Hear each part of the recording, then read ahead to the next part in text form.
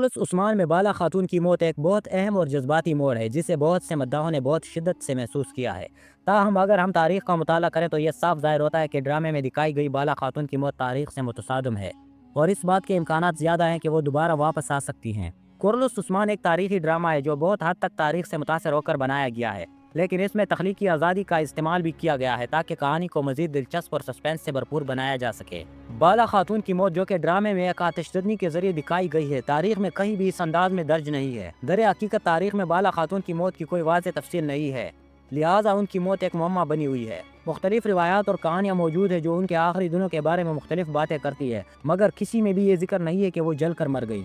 अगर हम ड्रामे की कहानी को देखें तो इसमें कुछ शवाहिद मिलते हैं जो ये साबित करते हैं कि बाला खातून की वापसी मुमकिन है। पहली बात यह कि उस्मान अव्वल के हाथ में जो लाश आई थी वो उसने गलत शिनाख्त की थी।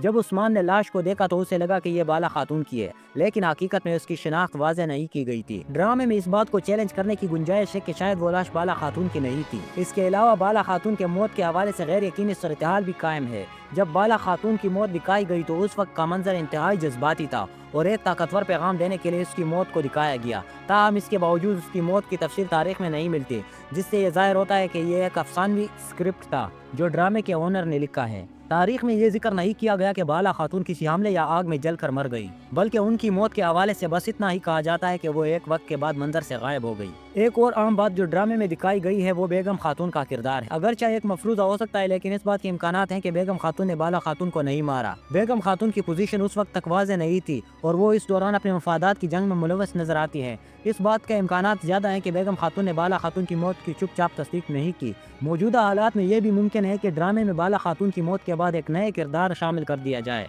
जो बाला खातून को बचा ले। हम देख सकते हैं कि कहानी में अक्सर नए किरदारों का इजाफा किया जाता है ताकि प्लाट को मजीद दिलचस्प बनाया जा सके। इस सूरत में ऐसा किरदार आ सकता है जो बाला खातून को बचाने की कोशिश करे और उसके साथ एक नया सस्पेंस और पेचीदा सूरत हाल पैदा हो सकती है। अगरचे कुर्रतुल उस्मान में बाला खातून की मौत एक जज्बाती अंदाज में दिखाई गई है, ताहम तारीखी लिहाज से ये मौत बेबुनियाद है। इसमें दिखाई गई आतिशज़नी या जलने की हकीकत का कोई तारीखी सबूत नहीं है और ये महज ड्रामे की तख्लीक का हिस्सा है।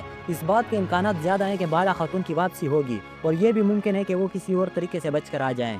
इसके अलावा लाश की शनाख्त में गलती हो सकती है और ये इस बात का इशारा हो सकता है कि बाला खातून के किरदार की वापसी की कहानी में कोई नया मोड़ आ सकता है। लिहाजा इस तमाम तफसील से यह साबित होता है कि बाला खातून की मौत के बारे में जो कुछ भी दिखाया गया है वो दरअसल ड्रामे की तख्लीक का हिस्सा है और हकीकत में इसकी वापसी के इम्कानात बहुत ज़्यादा हैं।